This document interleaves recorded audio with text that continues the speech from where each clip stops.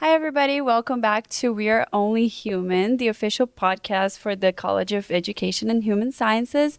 I'm your host, Luisa Clausen. I'm here today with Matt Bennett. He's from Humanetics, and he's going to tell you a few of the cool stuff that he's doing here today. Welcome, Matt. I'm happy to have you here. How are you doing today? I'm doing well. Thanks very much for having me on. And appreciate the opportunity to be here and showcase a little bit of the things that we do. Yeah, I'm sure people are going to be really excited about what we have to talk about today. Yeah. Tell me a little bit about your job with Humanetics. What do you guys do? What should people know about what you guys are doing here? Sure. Yeah. So actually, our relationship with the university goes back quite a ways. So the core of all of our business at Humanetics is body scanning technology. And we do lots of different things with the data that we collect from those body scanners. And so my first role at the company was actually in our sizing and fitting team.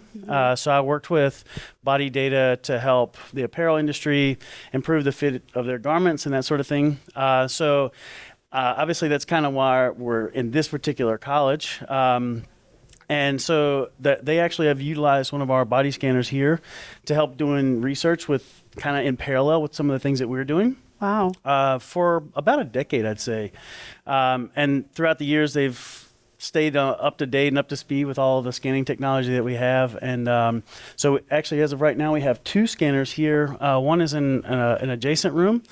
It's a static 3D scanner where they've collected tons of different body data from students and other participants in the area to help work on various different things. I think a few things is like adaptive clothing and that sort of thing. So now what you see behind us here is actually a 4D scanner, and it is our latest piece of scanning technology in our portfolio.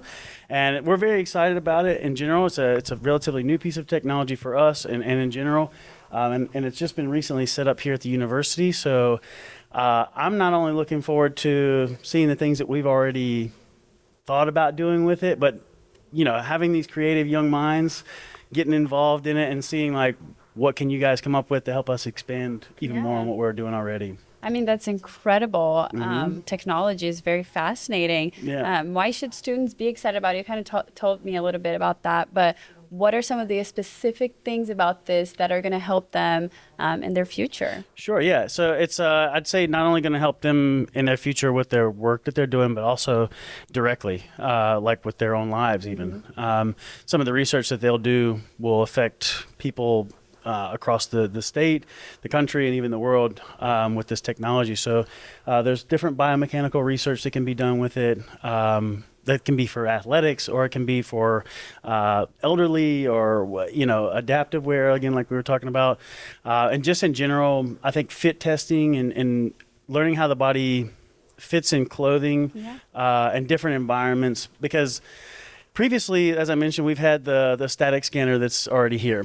And so, yeah, that's nice to have a digital model that you can work with in various different platforms. But as we all know, humans are not static. So this is allowing us to be able to see, okay, when we put this garment on this person, how does that interact with the human in that environment, in that space?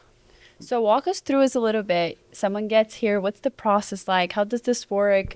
They stand right there and do nothing. How is it like? No, actually. So in fact, so behind us, and I'm going to turn a little bit here if that's okay.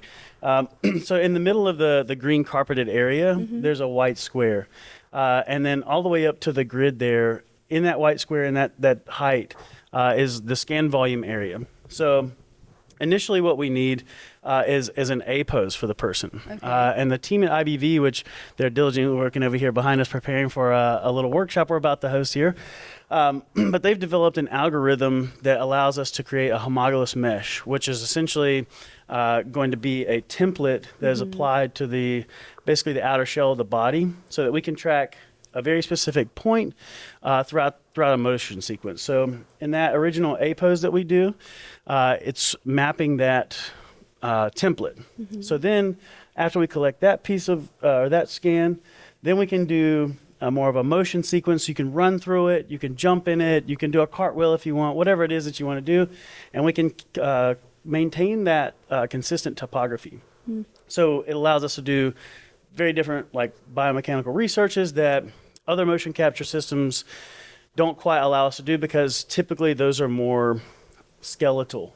And this is actually going a little bit further, and we're able to see how soft tissue is interacting in that motion. And so also even like from a muscular standpoint, how the range of that muscle contraction during whatever motion it is that you're doing across various different points in the body. So the range of it is really kind of broad. So, and that's the thing that we're really kind of finding out, is that initially it was a biomechanical research tool. That was what it was designed for. And now we've brought it into the apparel industry. We're even into production and gaming now.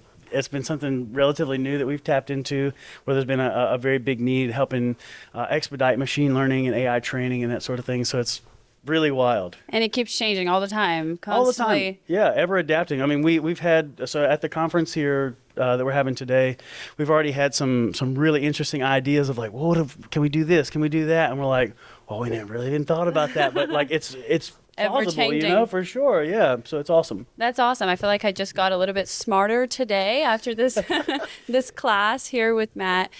Is there anything we didn't talk about that our listeners should know about this, about your work, about this technology? Anything it would be interesting for them to walk out here with? Yeah. No, I mean, I would say in general, if you're a student and you have the ability to come in here and utilize this technology, I would say absolutely take that opportunity and do it, and work with your peers to learn and validate new ideas and that sort of thing. So that's why I think this is like a world is your oyster kind of moment, where you can really take something that's a state-of-the-art piece of technology and really, like I said, do anything that you want. Who knows, it might be your next research project, and it might be something that changes the world. So thank you so much, Matt. I had such a great time talking to you. I learned so much.